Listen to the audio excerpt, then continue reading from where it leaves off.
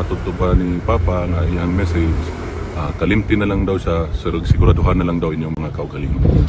Sige pakatawa, sige joke sa mga apo, okay man siya. Sir, kanusta siya sir na 1 week siya walay visit gyud siya na fail daw niya sir? Way gan nagkaon, mao gyud po ba siya gan nagkaon. Pareha karon akong ginamasahe, sige kurok antiyan. Istorya po na akong mga security, usay di mo bangon, kapoy. Matod pa niya, mao daw nay kuan. Naanad na daw siya sa iyang kahimtang nga ublo. Nasa loob. Ublo. Mo ni sulti ublo. Sir, naba siya mga gusto ipahiwatig sa atong mga kababayan sir all over the world? Kuan lang, pasalamat gihapon siya sa suporta. Sige mo ko pangutan na og na si message kay tungod lagi po ninyo. Salamat sa suporta. Unya ayaw na lang daw kay isang problemahan na lang daw inyong mga kaugalingon kay kung maugi daw niyang destiny, maugi daw niyang destiny. Pwede ba na ako i-question to sa balay? Yes, of course. Sir, naabot na ba sa iya, sir? Ako siyang ipangutan na po. Una, ako lang siyang likay-likay kay kabalumang ka sa nasulod, di ba? Medyo depressed. So ako siyang ipangutan na nga og ibaligya ba tong balay sa among lula, sa dili daw to ibaligya, di sa musugot.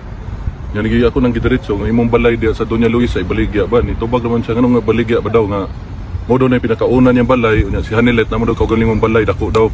So mo to yan tubag.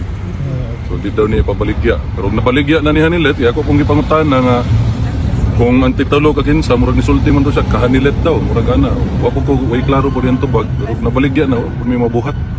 Kasi sa pagkakaron ang among inahan si mama namo ni sulti gyud nga pohon og kaluyan sa Ginoo makagawa siya didto na siya papuyon sa balay namo. Wow.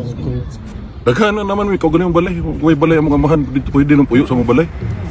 Sir, kay worried magud ang buong Pilipinas mostly supporting ni Tatay Digong na ang balay daw pero its history na daw. Di ang kuan gid namo na nastoryahan namo ni BP Inday o ni Mayor Baste na kanang balaya dili na siya actually na masulti nga kang sa among amahan. Ang tagiya na ang tiga Davao na kay nahimo na nilang atuhanan ng lugar.